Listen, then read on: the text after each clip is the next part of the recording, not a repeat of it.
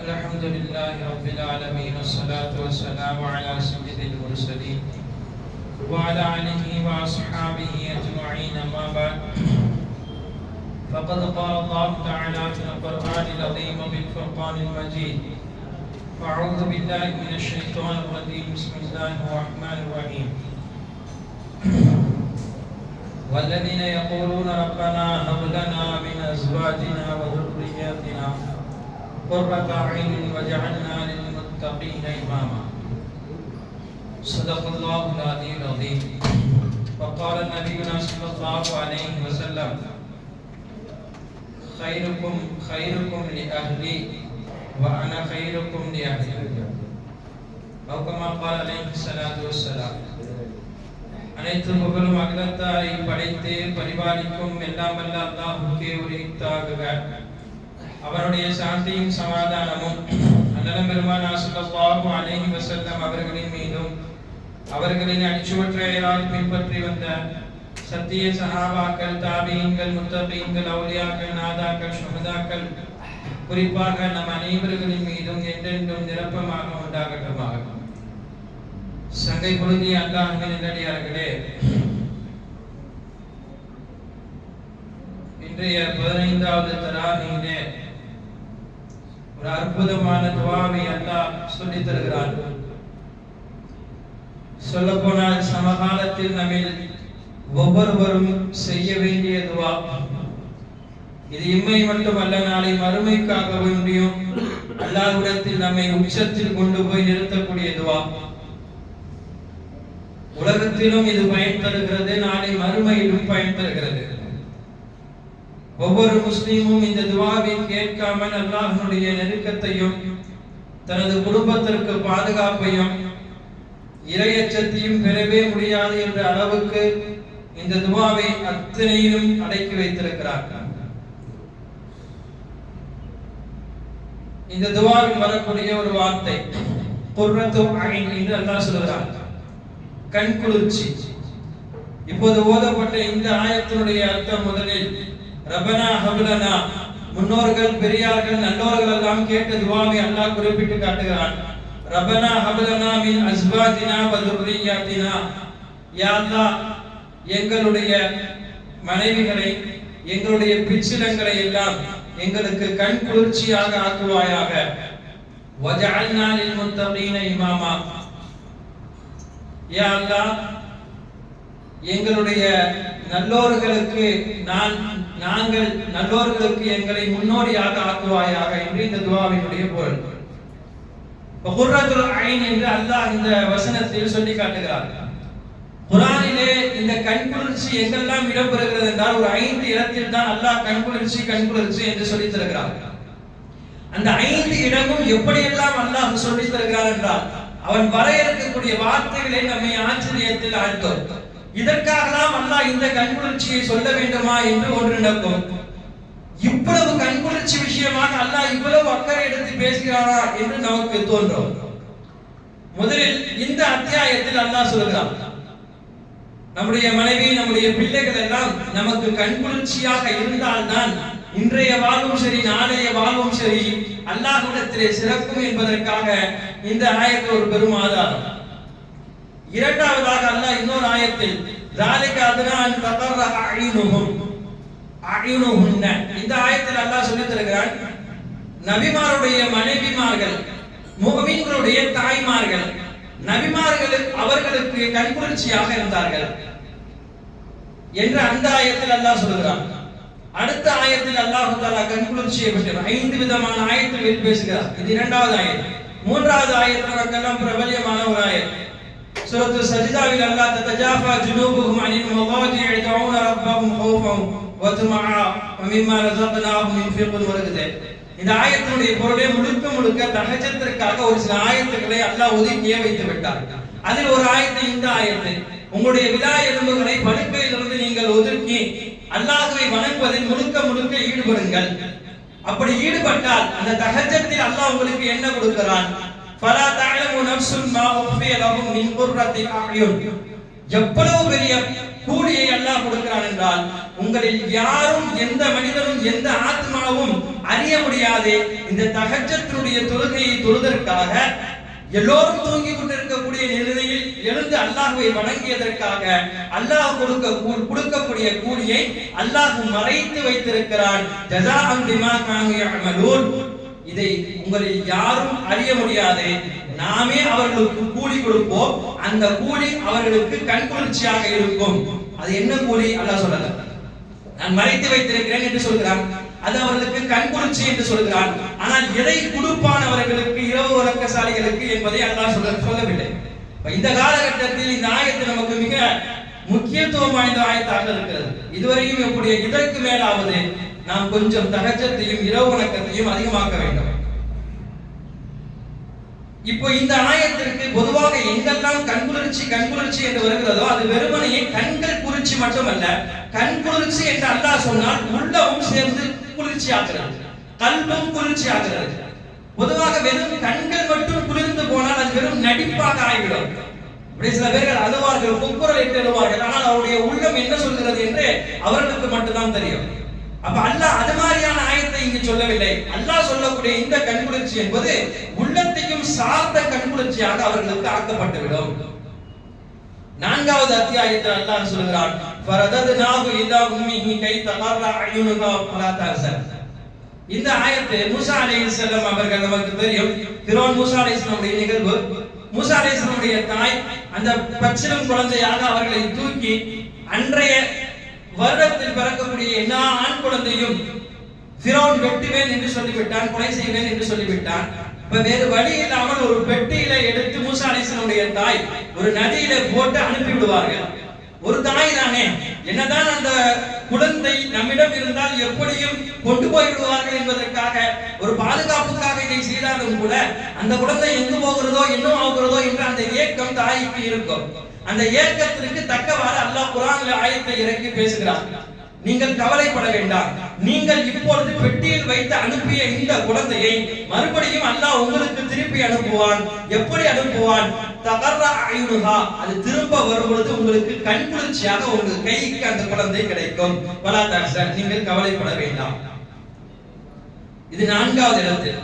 5வது இடத்தில் இதே தொடர்ந்து அந்த குழந்தையை அனுப்பியதனுடைய வரலாறே அந்த குழந்தை வேறு எங்காவது போய் பிழைத்துக் கொள்ளும் என்று அனுப்பி வைத்தார்கள். ஆனால் நடந்ததோ அந்த குழந்தை சரியாக ஃபிரௌனுடைய மாளிகைக்குள்ளேயே போய்விட்டது. ஃபிரௌனுடைய கையிலே அந்த குழந்தை இருக்கிறது. எல்லா குழந்தைக்கும் உண்டான தீர்ப்பு தான் இந்த குழந்தைக்கும் கொடுக்க வேண்டும் என்று ஃபிரௌன் இருந்தார். ஆனால் அவருடைய மனைவி ஆசியா அம்மா அவர்கள் சொன்னார்கள், காலத் இம்ராஅத்து ஃபிரௌன் குர்ரத் அயுனி, இதை நீங்கள் வெட்ட வேண்டாம், இதை நீங்கள் கொலை செய்து விட வேண்டாம், இது உங்களுக்கும் எனக்கும் கண்குளிர்ச்சியாக இருக்கக்கூடும் என்று சொன்னார்கள். எனவே நீங்கள் அந்த குழந்தையை நீங்கள் கொன்று விடாதீர்கள் என்று சொன்னார்கள். அவர்களுடைய அந்த வார்த்தை என்னவென்றால், மூசா அலைஹிஸ்ஸலாம் தான் பின்னால் இவர்களுக்கு எதிரியாக வருவார்கள் என்ற எந்த அறிவிப்பும் எதுவும் அவர்களுக்கு தெரியாது. ஆனால் ஆசியா அம்மா சொன்ன வார்த்தை என்ன? உங்களுக்கும் எங்களுக்கும் எனக்கும் இந்த குழந்தை கண்குளிர்ச்சியாக இருக்கும் என்று சொன்னவுடன் ஃபிரௌன் என்ன சொல்லி இருக்க வேண்டும் என்றால், சரி சரி எடுத்துக்கொள் என்று சொல்லியிருக்கலாம். இந்த ஆயத்திற்கு எழுதக்கூடிய முஃபஸ்ஸிர்கள் அப்படி விளக்கம் சொல்கிறார்கள். ஆனா அவன் அந்த வார்த்தையை ஃபிரௌன் சொல்லாம என்ன மாதிரி சொன்னானா, இந்த குழந்தை வேணா உனக்கு கண்குளிர்ச்சியா இருந்திருப்பான், எனக்கெல்லாம் கண்குளிர்ச்சியானா இருக்காது என்பதை போல அவருடைய வார்த்தை இருந்தது. ஒரு கட்டத்தில் ஈமான் கொடுக்கப்படாததற்கு இதையும் ஒரு காரணமாக சொல்கிறார்கள். அல்லாஹ் அப்போது ஆமாம் இந்த நபி, ஆனால் அப்படின்னா நபியாக வரக்கூடிய மூசா அலைஹிஸ்ஸலாம் இவர் எனக்கும் கண்குளிர்ச்சி தான் என்று சொல்லியிருந்தால் ஒருவேளை அல்லாஹ் ஈமானை கொடுத்திருப்பான் என்ற அளவுக்கு எழுதுகிறார்கள். இப்ப குர்ஆனில் வரக்கூடிய இந்த ஆயத்து முழுக்க கண்குளிர்ச்சியை பற்றி அல்லாஹ் பேசுகிறார். ஒரு குடும்பத்தில், நான் முதலில் சொன்ன அந்த ஆயத்திற்குள் வருவோம். ஒரு குடும்பத்தில் அல்லாஹ் சொல்லக்கூடிய இந்த கண்குளிர்ச்சி எப்போது வரும்? வெறும் கணவனுக்கோ மனைவிக்கோ அல்லது குழந்தைகளுக்கோ என்று பிரித்து நாம் கொடுக்க முடியாது. ஒரு குடும்பம் என்றால் அந்த குடும்பத்தில் மனைவிக்கு தக்கவாறு கணவன் நடக்க வேண்டும், கணவனுக்கு தக்கவாறு மனைவி நடக்க வேண்டும். அதுபோல பிள்ளைகளின் நல்ல முறையிலே வார்த்தெடுக்க வேண்டும். இது எப்போது சரியாகுமோ அப்போதுதான் அந்த குடும்பத்தில் உண்மையில் கண்குளிர்ச்சியுடையதாக அந்த குடும்பத்தை நாம் காண முடியும். ஆனால் இன்றைய குடும்பங்களை எல்லாம் நாம் பார்க்கிறோம். ஒன்று மனைவியுடைய கடமைகளை சரியாக கணவன் நிறைவேற்றினார், இல்லை கணவனுடைய கடமைகளை எல்லாம் மனைவி நிறைவேற்றுகிறார். இருவருக்கும் மத்தியிலே ஒரு விதமாக அனுசரிப்பு இருந்தாலும் கூட பிள்ளைகள் தவறாக வளர்த்தெடுக்கப்படுகிறார்கள். இப்ப ஏதாவது ஒன்று அந்த குடும்பத்தில் பாதிக்கப்பட்டு விடுகிறது. இப்ப கண் குளிர்ச்சி எப்போது வரும் என்றால் இதுவெல்லாம் எப்போது சரியாகுமோ அப்பதான் கண் குளிர்ச்சி என்பது ஒரு குடும்பத்தில் வரும். சொல்லப்போனால் மனைவிகளுக்கு என்று ஒரு சில கடமைகளை இஸ்லாம் சொல்கிறது, கணவர்களுக்கு என்று ஒரு சில கடமைகளை இஸ்லாம் சொல்கிறது. இதை அவ்வளவர்கள் புரிந்து நடந்து கொண்டால் அந்த குடும்பம் கண்டிப்பாக அல்லாஹ்வுடைய பரக்கத்தை பெறக்கூடிய இந்த கண்குளிர்ச்சியுடைய குடும்பமாக அல்லாஹ்விடத்தில் பெயர் எடுக்கும். ஒரே வார்த்தை மனைவிகளை பற்றி நின்று பேசினால் இந்த வார்த்தையை சொன்னால் சரியாக ஆகும். பெருசா பெரிய பயானாக பேச வேண்டும் என்று அவசியம் இல்லை. எப்பொழுதெல்லாம் பெண்கள் கொஞ்சம் தங்களுடைய நடைமுறையில் குறை கண்டுவிட்டார்களோ அப்போதெல்லாம் நாயகம் ஸல்லல்லாஹு அலைஹி வஸல்லம் இந்த ஹதீஸுக்குள் அவர்கள் கொஞ்சம் போனால் நாம் எந்த கட்டத்தில் கணவன்மார்களை வைத்திருப்போம் என்பது புரிவதற்கு இது மிகப்பெரிய சான்றாக இருக்கும்.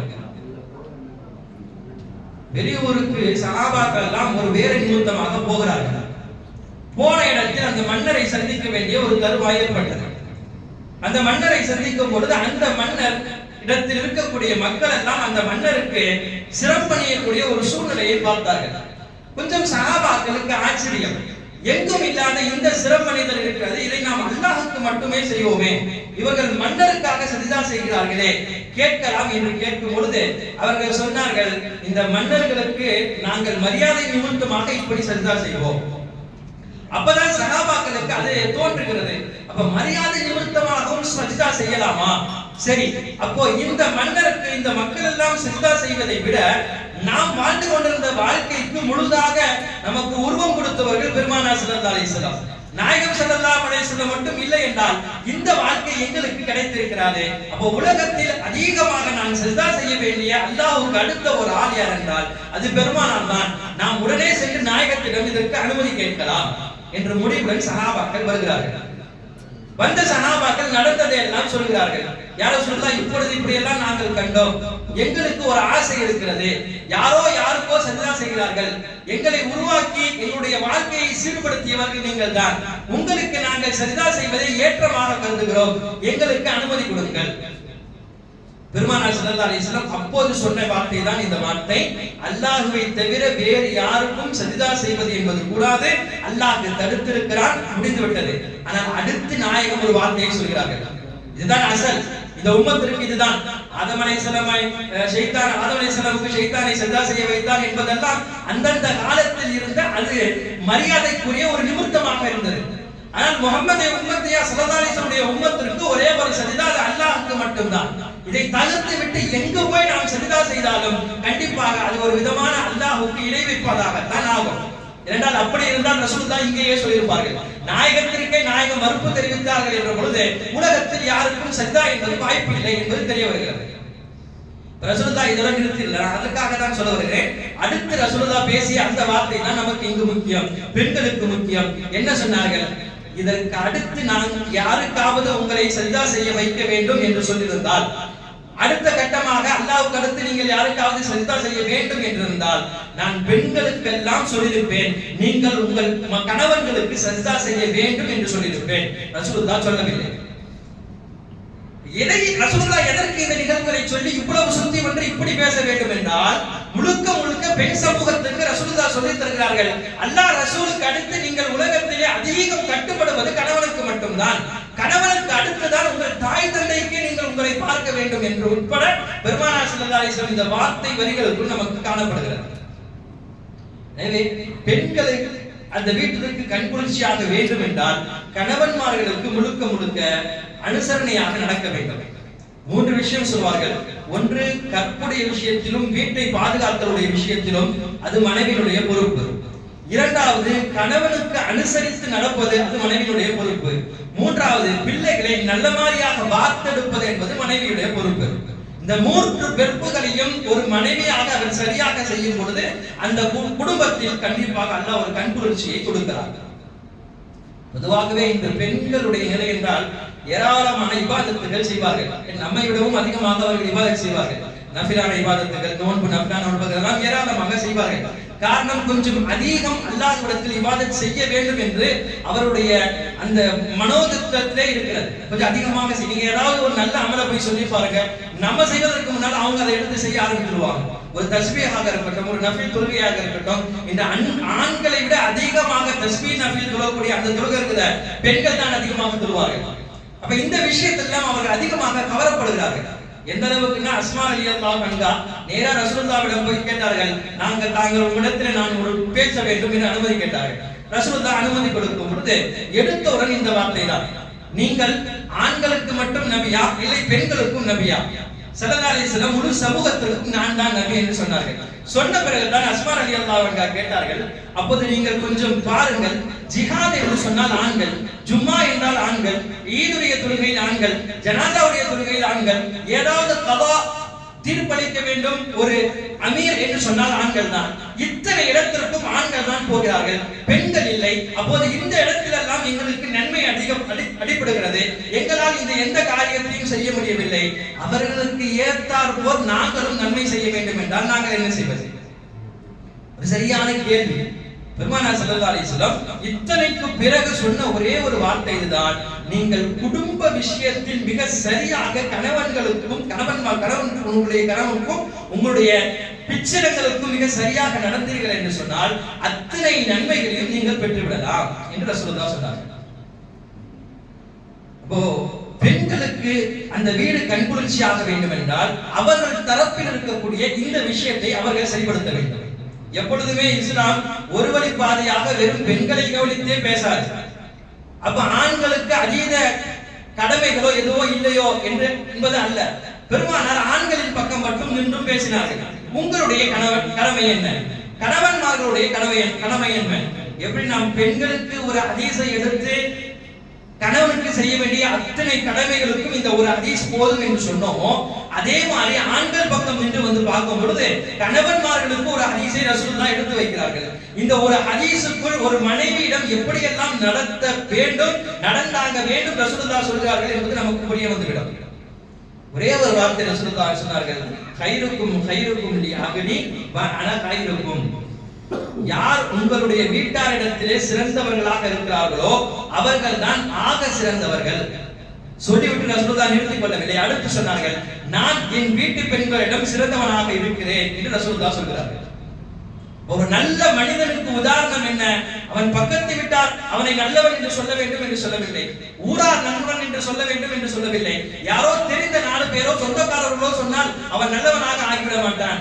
அல்லாஹ் ரசூலே வந்து சொன்னாலும் கூட அவனுடைய உட்புறத்தை கருத்துதான் அல்லாஹ் ரசூல் சொல்வார்கள். ஆனால் அல்லாஹ் ரசூலுக்கும் அடுத்து தான் கட்டிய மனைவி சொல்ல வேண்டுமான், எனது கணவன் நல்லவன் என்று சொன்னால் தான் அந்த கணவன் நல்லவனாக இருக்க முடியும் என்று பெருமானார் ஸல்லல்லாஹு அலைஹி வஸல்லம் சொல்லித் தருகிறார்கள்.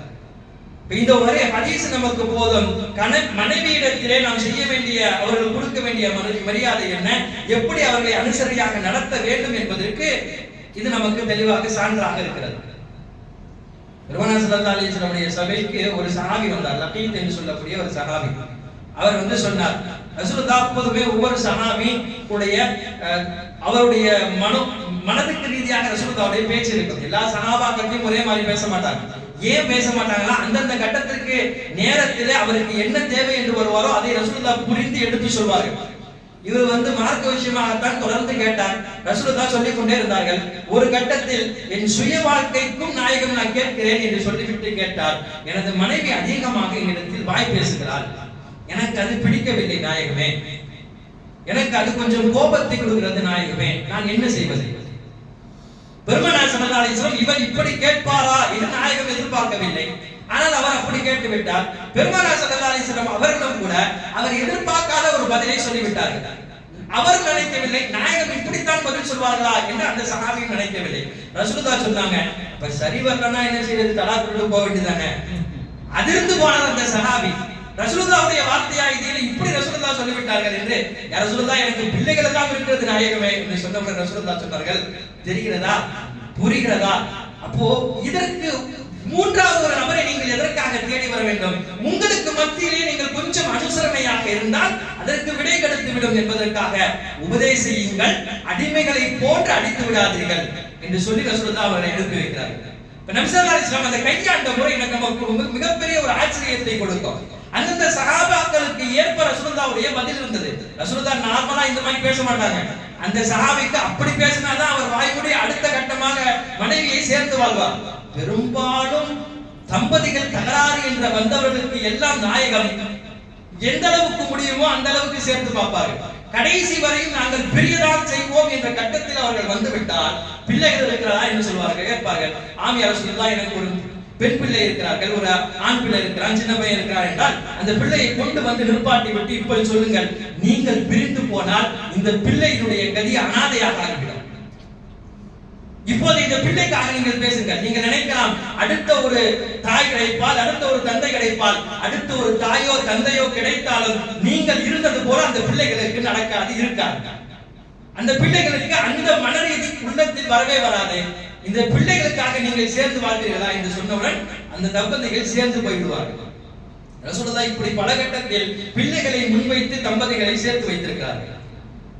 எனவே கணவன்மார்களுக்கு ரசூலுல்லாஹ் சொல்லக்கூடிய வார்த்தை அதுதான். ஏதாவது குடும்பத்தில் என்றால் பலவிதமான தகராறு வரதான் செய்யும். சின்ன சின்ன விஷயத்திற்கும் இங்கு சண்டை போட்டுக் கொண்டால் கண்டிப்பாக அதை பார்க்கக்கூடிய பிள்ளைகளுடைய வருங்காலம் சமுதாயம் கெட்டு போய்விடும். ஒரு சாப்பாட்டுக்கு சமையலுக்கும் கூட சில நேரத்தில் நாம் சண்டை போடுகிறோமே. ஏதாவது ஒரு உப்பு சரியில்லை, ஏதாவது ஒரு சரியில்லை என்றால் உடனே நாம் பேச ஆரம்பித்து விடுகிறோம். ஆனால் ரசூலுல்லாஹ் எந்த அளவுக்கு சொல்கிறார்கள் என்றால், சில விஷயம் பெண்களுக்கு என்று இருக்கிறது. ஏதாவது ஒன்று செஞ்சுட்டுனா கணவன்மார்கள் அதை கொஞ்சம் பாராட்ட வேண்டுமா. இது நல்லா இருக்கு, நல்லா செஞ்சிருக்க, இது இந்த விஷயம் நீ செஞ்ச நல்லா இருந்துச்சு, இந்த புடவை எடுத்து அது எனக்கும் பிடிச்சிருந்துச்சு, இது மாதிரி நீங்கள் கொஞ்சம் சொல்லி பழகுங்கள், பாராட்டுங்கள் அவர்களை. அப்படி பாராட்டுதல் அவர்களுக்கு பிடிக்கும், இன்னும் அனுசரணையாக உங்களுடன் நடந்து கொள்வார்கள். நடக்கக்கூடிய நிலைமை என்னன்னு சொன்னா, ஒரு நல்ல சாப்பாடு செஞ்சு வச்சாலும் கூட அது நல்லா இருந்தாலும் கூட சுமாரா இருக்குன்னு தான் சொல்லுவோம். ஆனால் ஷரியத் என்ன சொல்லி தருகிறது என்றால், அந்த சாப்பாடு நல்லாவே இல்லைன்னா கூட நல்லா இருக்குன்னு சொல்லு அப்படின்னு ஷரியத் சொல்கிறார். ஒரு கட்டத்தில் ஒரு பொய் போல தெரியும், இது பொய் அல்ல, பொய் என்றாலும் கூட ஷரியத் அதை வரவேற்கிறது. ஒரு 3 காரியத்திலே பொய் சொல்ல வேண்டும் என்று நாயகம் சொல்லி தருகிறார்கள். சில நேரங்களில் பொய் சொல்வது வாஜிபம், சில நேரங்களில் முஸ்தபாக போகிறது, சில நேரங்களில் ஜாயிஸாக கூடுமாக ஆகிறது. மனைவியிடத்தில் நீங்கள் நலனுக்காக ஷரியத்தினுடைய வரவேற்காக பொய் சொல்வது மார்க்கத்தில் அனுமதிக்கப்பட்டிருக்கிறது. பொய் ஈமானை தின்றுவிடும் சொல்கிறார்கள். பொய் அவ்வளவு பெரிய பாவம் சொன்னாங்க. ஒரு முஸ்லிமுடைய தன்மைகள் என்ன வேணாலும் இருக்கலாம், பொய் இருக்கக்கூடாதுன்னு சொன்னாங்க. இதையும் நாயகம் தான் சொன்னார்கள். மனைவியினுடைய மகிழ்வுக்காக நீங்கள் பொய் சொல்வது ஷரியத்தில் கூடும். சில இடத்தில் பொய் சொல்வது வாஜிபாக்கப்படுகிறது. ஒருவர் வருகிறார், ஒரு முஸ்லிம் அநியாயக்காரன் என்று சொல்லி அவனை தேடி வெட்டுவதற்காக கையில் வாள் எடுத்து ஓடி விடுகிறார். நமக்கு நல்லா தெரியும் அந்த முஸ்லிம் நல்லவர் தான், அவர் அப்படி செஞ்சிருக்க மாட்டாரு, இவன் தான் துரத்தி வரான் அப்படின்னு சொன்னா அவர் வந்து கேட்கிறார், எப்படி போனாரு அப்படின்னு சொன்னா வலியை மாற்றி சொல்வது இங்கு வாஜிப். புரியுற மாதிரி சொன்னா பொய் சொல்வது இங்கு கட்டாயம். நீங்கள் பொய் சொல்லாமலா இப்படிதான் போனார் உண்மையை சொன்னால், உண்மையை சொன்னதற்காக அல்லாஹ் நாளை கேள்வி கேட்பார். சில இடத்தில் பொய் சொல்வது என்பது முஸ்தஹபாக்கப்படுகிறது. ஒரு 2 தோழர்களுக்கு மத்தியில் ஏதோ காரணமாக அவங்க சண்டை போட்டாங்க, இப்போ அவங்களுடைய சண்டையை சேர்த்து வைப்பதற்காக நான் பொய் சொல்வது என்பது அங்கு முஸ்தஹபாக்கப்படுகிறது. இப்படி சில நேரங்களில் பொய்யை இஸ்லாம் வரவேற்று நமக்கு தருகிறது. கடைசியாக கணவன்மார்களுக்கு ஷரியத்தில் பெருமானார் ஸல்லல்லாஹு அலைஹி வஸல்லம் சொல்லி தந்தது, எந்த கட்டத்திலாவது கொஞ்சம் குடும்பம் சலசலப்பு ஏற்பட்டது என்றால் முதல் கட்டமாக நீங்கள் விட்டு கொடுத்து போங்க. பொதுவாகவே ஆண்களிடம் இருப்பது என்பது கொஞ்சம் ஆதிக்கம் அதிகம். என்னதான் இருந்தாலும் ஒரு பொண்ணு தானே, அவரான விட்டு கொடுத்து போனதுல நான் எப்படி விட்டு கொடுத்து போறது என்ற நிலைக்கு வருவதை ஷரியத் வேண்டாம் என்று சொல்கிறது. என்னதான் இருந்தாலும் ஆண்கள் என்ற இந்த தரப்பை மார்க்கம் வரவேற்கவில்லை. பெருமானார் ஸல்லல்லாஹு அலைஹி வஸல்லம் இதை சொல்ல வேண்டாம் என்றே சொல்கிறார்கள். ஏனென்றால் நாயகம் சொன்ன வார்த்தையும் அது கிடையாது. சுன்னத் என்ன தெரியுமா? ரசூலுல்லாஹ் சொன்னார்கள், இன்னி உஹிப்பு அன் அகூன மஹ்லூமன் கரீமா, நான் என் மனைவியிடத்தில் சங்கையாக தோல்வி அடைவதை விரும்புகிறேன் என்றார்கள் பெருமானார் ஸல்லல்லாஹு அலைஹி வஸல்லம். நான் தோத்து போறதை ஆசைப்படுறேன். சங்கையான தோல்வி என்றார்கள். அது என்ன சங்கையான தோல்வி என்றால், என்னால ஜெயிக்க முடியும். இப்போ அவர் ஒரு வார்த்தை பேசினா 10 வார்த்தை என்னால பேச முடியும். அடுத்து அவருடைய வீட்டுல போய் என்னால விட்டு வர முடியும். அடுத்த கட்டமாக வேறொரு பெண்ணையும் என்னால் திருமணம் செய்து கொள்ள முடியும். பெருமானார் ஸல்லல்லாஹு அலைஹி வஸல்லம் அவர்களுக்கு பெண் கிடைக்காது. எல்லாம் முடிந்தும் கூட பல கட்டத்தில் சண்டை சச்சரவு வரும் பொழுது, ஒரு விதமாக சலசலப்பு வரும் பொழுது, பெருமானார் ஸல்லல்லாஹு அலைஹி வஸல்லம் சொல்லியும் கேட்காத நிலையில் வரும் பொழுது நாயகம் வீட்டை விட்டு வெளியே போயிருக்கிறார்கள். பெருமானார் ஒன்று செய்திருக்கிறார்கள். நாயகம் எதுவும் பேசாமல் அந்த இடத்தில் அமைதியாக இருந்திருக்கிறார்கள். இத்தனை கட்டங்களும் ரசூலுல்லாஹ்வுடைய வாழ்க்கைக்குள்ளேயே நடந்திருக்கிறது. அனுசரித்து போனவர்கள் பெண்கள் அல்ல, ரசூலுல்லாஹ் அனுசரித்து போயிருக்கிறார்கள். நாயகமே அனுசரித்து போயிருக்கிறார்கள் என்றால் நாம் எல்லாம் ஏமாத்தலாம். நம்முடைய வாழ்க்கை என்பது ஒருவருக்கு ஒருவர் விட்டு கொடுத்து வாழ்ம்போது கண்டிப்பாக அந்த குடும்பத்தில மிகப்பெரிய அல்லாஹ்வுடைய உதவியை அந்த ரசூலுல்லாஹ் சொன்ன அல்லாஹ் சொன்ன கண்குளிர்ச்சியை காணலாம். மூன்றாவது கட்டமாக எப்போது கணவன் மனைவி ஒன்றாக சேர்ந்து நல்ல முறையிலே ஷரியத்தினுடைய சட்டங்களை பேணி ஒருவருக்கு ஒருவர் விட்டு கொடுத்து வாழ ஆரம்பித்து விட்டார்களோ கண்டிப்பாக பிள்ளைகள் அவர்கள் சரியாக ஆகிவிடுவார்கள். இப்ப குடும்பத்துடைய சூழ்நிலை ஷரியத் முறைப்படி வந்து விட்டால் பிள்ளைகளுக்கு நாம் எடுத்து சொல்ல வேண்டிய அவசியம் அவ்வளவு தேவைப்படாது. நமது வாழ்க்கையை பார்த்து பிள்ளைகள் பாடப்படுத்திக் கொள்வார்கள். அப்படிதான் சஹாபாக்கள் நம்ம நினைக்கிறோம், சஹாபாக்கள் அப்படி வாழ்ந்தார்கள் இப்படி வாழ்ந்தார்கள், நம்மளால ஏன் வாழ முடியல என்ற கேள்வி நமக்குள் இருக்கும். எப்போதுமே சஹாபாக்கள் வீட்டிலே போய் பார்த்தால் அவருடைய சூழ்நிலை முழுக்க முழுக்க தீனுக்கு சாதகமாகவே இருந்தது. ஆனா நம்ம வீட்டுல இன்னைக்கு எல்லாமே தீனுக்கு மாற்றமாக இருக்குது. எதற்காக இந்த நிலை? நமக்கு ஒரு கேள்வி எழலாம். இதற்கு ஒரே பதில் தான் சொல்கிறார்கள், சஹாபாக்கள் அப்படி வாழ்ந்தார்கள் என்றால் சஹாபாக்கள் மனைவியிடம் பேசினால் அல்லாஹ் ரசூலை பற்றி பேசினார்கள், சஹாபாக்கள் பிள்ளையிடம் பேசினால் அல்லாஹ் ரசூலை பற்றி பேசினார்கள், சஹாபாக்கள் அந்த வீட்டில் முழுக்க முழுக்க அல்லாஹ் ரசூல் என்ற வார்த்தை அதிகமாக ஆகிவிட்டது. ஆனால் இன்றைக்கு நம்முடைய வீட்டில் எந்த வார்த்தை அதிகமாக ஆகியிருக்கிறது? பேச்சு வேண்டுமானும் குறைந்திருக்கிறது என்று சொல்லலாம். ஏதோ ஒரு காலையில் எல்லாரும் ஒன்னா உட்கார்ந்து பார்க்கக்கூடிய ஒரு சூழலை ஆகிவிட்டது என்று சொல்லலாம். ஆனால் இது போன்ற தகவல்கள் எல்லாம் சஹாபாக்களின் காலத்தில் இருந்த இந்த நிகழ்வுகள் எல்லாம் தற்காலத்தில் நமக்கு மத்தியில் குறைந்து விட்டது. நாம் கொஞ்சம் அதிகப்படுத்த வேண்டும். ஒரு கட்டத்துல நம்ம ஷரியத்துடைய சட்டத்தை அதிகமா தெரிஞ்சிருக்கலாம், நம்ம மனைவிடம் அதை சொல்ல வேண்டும். தஜ்வீதா நம்ம குர்ஆன் ஓதிருக்கலாம், நம்ம மனைவிடம் உட்கார்ந்து இப்படி ஓத வேண்டும் என்று எடுத்து வைக்க வேண்டும். இல்ல அவங்க பல இடத்துக்கு போறாங்க, அங்க கேட்பாங்க இங்க கேட்பாங்க, இந்த இடத்துக்கு பயன் போறாங்க, யூடியூப்ல இதை போட்டு எதுவும் கிடையாது. முதலில் அவர்களுடைய ஷரியத் என்பது அவர்களுக்குள்ளே வர வேண்டும் என்றால் எவ்வளவு பெரிய ஆள் ரசூலுல்லாஹி ஸல்லல்லாஹு அலைஹி வஸல்லமே வந்து ஒரு விஷயத்தை சொன்னாலும் அதை அவ்வளவு சீக்கிரமாக அவர்களால் உள்வாங்க முடியாது. நாயகம் சொன்னார்கள் என்று சொல்லுவார்களே தவிர அதை நடைமுறைப்படுத்துவார்களா என்று நாம் பரிபூர்ணமாக சொல்ல முடியாது. ஆனால் ஒரு கணவன் அந்த இடத்தில் வந்து சொல்லும் பொழுது அதை உள்வாங்கி அமல் செய்வதற்கு முற்பட்டு வருவார்கள். ஏன்னா சொன்னது யார்? அந்த கணவர் சொன்னார் இந்த ஹதீஸ, இந்த விஷயத்தை என் கணவர் எனக்கு சொல்லி தந்தாரு என்ற இந்த வார்த்தை உடனே அது அமலாக ஆகும். ஏதோ யூடியூப்லயோ யாரோ சொன்ன பயானாக இருந்தால் அவ்வளவாக பெண்கள் எடுத்து அது அமலாக ஆகாது. அப்படித்தான் ஆண்களுக்கும், அப்படித்தான் பெண்களுக்கும், பிள்ளைகளுக்கும் அப்படித்தான். நம்ம ஒரு விஷயத்தை சொன்னா எவ்வளவு பெரிய ஹஜரத் சொன்னாலும் என் அத்தை இந்த விஷயத்தை சொன்னாங்கன்னா கூடுதலாக அந்த பிள்ளைக்கு ஒரு பிடிப்பு இருக்கும். எனவே ஷரியத் என்பது எங்கோ போய் தேடுவதல்ல, நமக்குள் இருக்கிறது. அந்த கண்குளிர்ச்சியை நம்ம குடும்பத்தில் வர வேண்டும் என்று சொன்னால் கண்டிப்பாக நமக்கு மத்தியிலே ஷரியத்தை கொண்டு வந்தால் அல்லாஹ் சொல்லக்கூடிய இந்த கண்குளிர்ச்சியை நாம் பெற்றுக்கொள்ளலாம். வல்ல அல்லாஹ் தஆலா நம்முடைய குடும்பத்தையும் முழுக்க முழுக்க அல்லாஹ் சொன்ன அந்த கண்குளிர்ச்சியுடைய குடும்பமாக ஆக்கிரவானாக. வாசுதேவன்.